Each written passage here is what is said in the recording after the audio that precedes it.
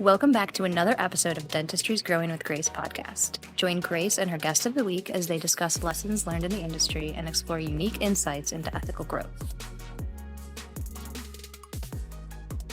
Hello and welcome back to Dentistry's Growing with Grace. You have an amazing guest here today to share some great information. Dr. Benjamin Cassalia, thank you so much for joining me. Grace, thank you very much for having me. I'm excited today. We were just talking a little bit about how I have a lot of business focus on this podcast, but today we're going to talk about some clinical things that, of course, affect your business as well. Tell us a little bit about you and what's led to us being together today. Well, my name is Benjamin Cassalia. I'm an orthodontist practicing in the greater Philadelphia area for the past 30 years. I am also the lead orthodontist and chief clinical officer at Alta Smiles. My role at Alta Smiles focuses on the clinical instruction, training, and support of my C5 hidden orthodontic system. It's my C5 hidden orthodontic system, I think, that brought us to this discussion on fixed lingual retainers. Absolutely. And I have heard of C5, by the way. I have. Okay, good. And I'm excited about this. So what are fixed lingual retention wires and what purpose do they serve? Well, fixed lingual retainers it's an orthodontic appliance, and they're used to help keep teeth in their desired position after braces have been removed or after aligner therapy is complete, or any type of orthodontic treatment for that matter. This type of retainer is cemented on the backside or lingual surface of the teeth, typically on the lower teeth, but it can be used on both the upper and the lower teeth. On the lower teeth, the wires bond at canine to canine, and typically I bind the upper wire lateral to lateral. Okay. All right. Very good. And what purpose do they serve? Just retention? Just retention, to maintain the anterior tooth position after orthodontic treatment. Okay. Those teeth are the most common teeth to shift after orthodontic treatment, so we do focus on that. Okay. And how common is this that people are using this process? Actually, that's a good question, because I was reading some articles, and it was the most recent article I read. It was only about 40 to 50% of orthodontists are using fixed retention. Wow. Which is interesting because the literature indicates that we should be using more fixed retention. But there's a couple issues, I think, that whether it's a dentist or the orthodontist has, that they kind of shy away from it. Well, tell me about that. Well, I think one, obviously, it's the placement of the wires. It's a difficult procedure. Any procedure when it comes to lingual is difficult. And maintaining the wires in place. Any appliance we put on a patient, it's subject to dislodgement. So having properly prepared teeth, getting a good bonding, and getting the wire in place can be difficult for anybody. But it's a maintenance issue. The patient has it in place. The communication between the orthodontist and dentist and the patient is vital to maintaining the dental health while these wires are in place. But the reality is, patients don't wear removable retainers. So when you have clinical situations where you need to, fix these teeth in place, fixed retention is definitely a requirement. In my opinion, the most important teeth to keep straight, the lower 6 anterior teeth. If you keep them straight with a good bite relationship, you're going to maintain the upper teeth as well without a permanent wire, in my opinion. That's interesting. Why is the bonding process difficult for some dentists? Well, you have a visual acuity issue, just trying to see lingually. Moisture control issues. You have the salivary gland ducts. You have the tongue wanting to go right into your field of work, and the visual acuity is probably the biggest thing, and that's something that I think is one of the biggest issues that we have with tooth preparation. If we don't prep the tooth properly, then we're not going to get a good bonding adhesion. And one of the factors that happens when it comes to lingual treatment is there is some degree of what we call biofilm or dental plaque that can develop on a teeth, although the surface may look clean, but a simple etching process won't remove that. So sometimes that requires mechanical debridement. And that has to be done before you do any type of bonding procedure. If that's not removed, that bonding will fail. And how I just kind of noticed this on a clinical situation is when I would use my C5 hidden orthodontic system, I put wires behind the teeth that have pressure on them. So immediately I would see these small shadowing that would develop underneath the bonding. And that would basically indicate that the bonding is lifting off the tooth surface. Well, if that happens, the bonding is compromised and then therefore would fail. So when I would remove that bonding material and go in there, I would notice that there would be a little shiny spot on the tooth surface. I would have to mechanically debride that, go back and etch. I would have a nice clean surface and a very good bonding strength at that point. Awesome. Can you tell us a little bit more about the C5? So the C5, it looks very similar to having lingual orthodontic wires in place.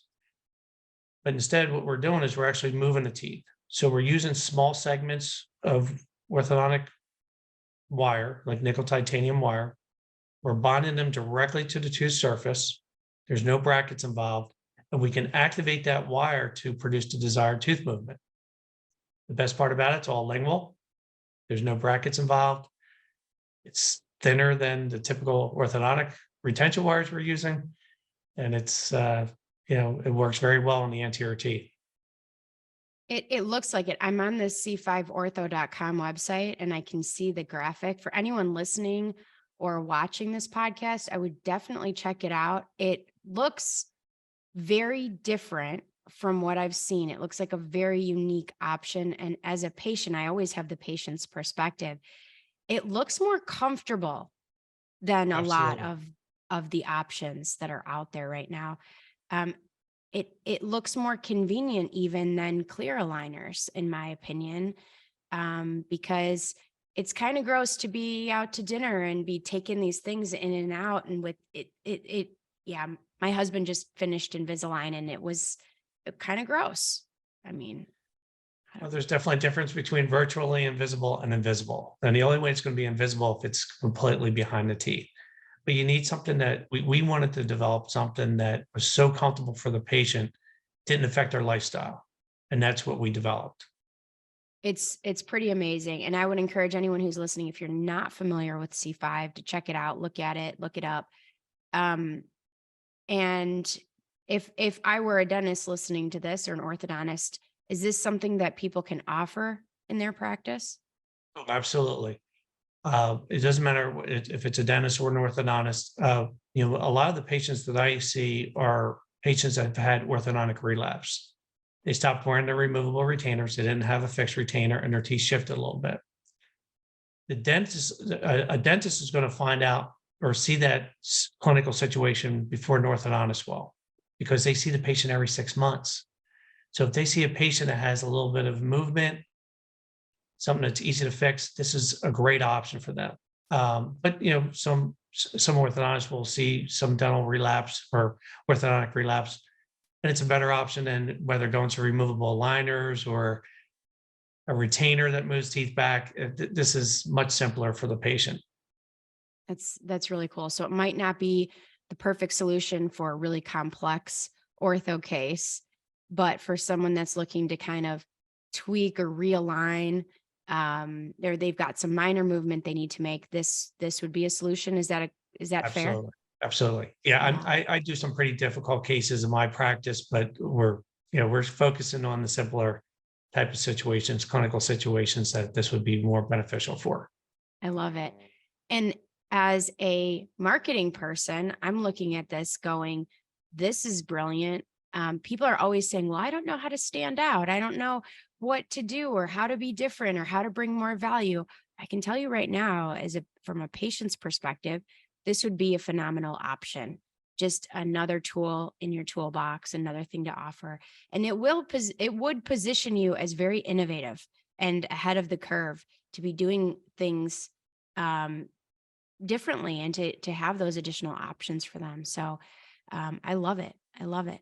What message would you like to share with our audience about whether it be the fixed lingual retention wires or the C5 hidden orthodontics?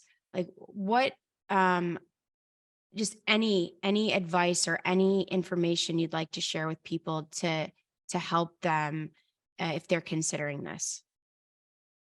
Well, in terms of the treatment option, the C5 treatment option, I mean, this is something that I think, any dentist or orthodontist would want to implement in their practice. As a patient, it's an easy sell. Obviously, we're going to bond something behind your teeth. It's completely invisible. It's comfortable, that sort of thing. It's an easy sell in that respect. But what, like you said, it's another tool in your toolbox. I have cases where if it's a more complex case and it's whether it's a liner system like Invisalign, well, we know sometimes the aligners, teeth don't track with them. So I implement this procedure with my aligner cases. We call it aligner assist. So we can get better tracking with the teeth during our aligner therapy with the C5 system at the same time. So once again, just another tool in your toolbox to get better results. If you get better results, you have a happier patient. Simple as that. Absolutely. And But what are I could see anytime you do something very different, and this to me is very different than what I've seen for the last 15 years in dentistry. Anytime you do something different, you have people saying that won't work because, or I wouldn't do that because. What are some of the common, or I guess what's one common objection you hear when people hear about this initially? And what would you say to that objection? well, I can't think of any particular objection, but I have had patients where, as I would advertise it, which was interesting because I had to draw arrows to show the patients or the audience where the wires were because they just assumed, I guess, it was a aligner system. But I had several patients come into my office and they said, "Hey, listen, I showed this to my dentist," and I said, they asked our dentist, "Have you ever seen this before?" And the dentist said, "No, I never seen that before. There's no way that would work." And I said, "Well," I can tell you I have thousands of cases behind me to support it. And the cool thing about it was that these doctors, they may be an hour, sometimes 2 hours away, would be referring patients to me after they saw what we did with their patient. And of course, how, the patient was very satisfied with the end result and the process. So that's what entered my mind is like, how does this actually work? Because it looks too good to be true. It really does. Can you tell me, I know this might be common sense to a lot of our audience, but it's not to me. Can you tell me a little bit about how it would work? It looks like this tiny little wire. How would that work to shift the teeth? Okay, so there's two different components of what we do. The original concept that I developed was using little segments of wire that basically went against two teeth. So the way it works, it actually acts as a finger spring. You always have to have the wire mobile at one end. So the wire would be bonded on one surface of one anchor tooth, and then we would have an extension of the wire to a target tooth, and that wire could slide. And that worked out well for years, but there were case limitations that I had. So when you think of braces have a channel or a tube where the wire can slide. So I did develop a wire that was more continuous, that it would engage more than two teeth. And the concept, it is very simple. But basically what we do is we increase the diameter of the wire with a coating of material that's a food product.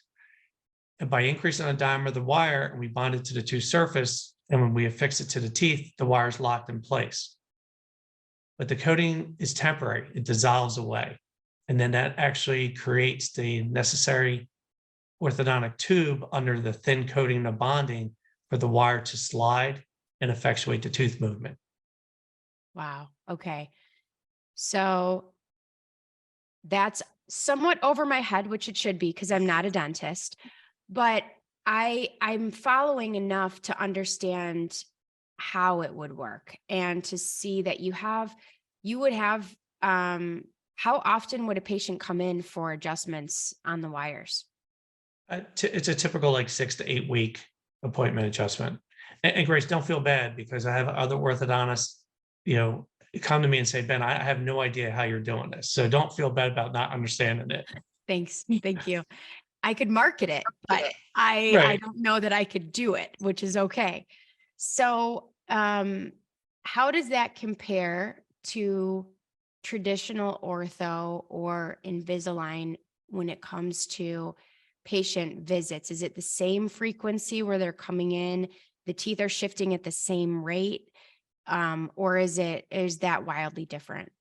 Actually, that's a really good question because we do get more effective tooth movement with the wire right up against the tooth surface. So I noticed that earlier on, and when I was, doing this procedure, that I would see teeth move, let's say within a few weeks, that would take me months when I had orthodontic appliances in place. And then, another orthodontist had explained to me, he said, Ben, he goes, the braces have the wire so far away from the teeth. That's why they're not working as effectively. So you have these thinner wires, you're right up against tooth surface, you can get very effective tooth movement. So when it comes to the orthodontic tooth movement, we're still using very light wires, but we're getting more effective tooth movement because we're right up against the tooth surface. There's no distance between the tooth and the wire. So you have more leverage with less force. Exactly. When it comes to aligners, though, I mean, aligners are programmed. I mean, we can, like just take the situation where you have a patient that's going away to college. Well, we can turn around and structure our treatment plan so that that patient can wear aligners and we can do a certain degree of tooth movement until they're ready to come back and see us in December during the holidays. You know what I mean? So you can always stretch that out in terms of how you plan your aligner therapy. But with any fixed appliance, you always want to monitor not only the tooth movement, but you want to make sure the patients are cleaning around the appliances and, observe the general dental health of what's going on with what you're doing with fixed appliances and removable appliances also. But, anytime you have something up against the tooth surface, it's difficult to clean around. Absolutely. Well, I love this. Thank you for sharing this. If someone in our audience wants to learn more about C5 Hidden Orthodontics, how can they get in touch with you?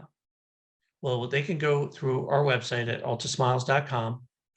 And, obviously one of our representatives will contact them and, get them through the process of getting it started in their practice. Awesome. And Alta is ALTA. That's correct. Awesome. Well, thank you so much for being with me today, Doctor. Your information has been very helpful to our audience, and we will have additional information on our podcast page at gracerizza.com. And for those of you that are following along on our journey, please join our Facebook group, Dentistry's Growing with Grace, and same name for our podcast, Dentistry's Growing with Grace. And I look forward to seeing you next time. Thank you. Thank you, Dr. Cassalia. All right. Thank you, Grace. Thanks for having me.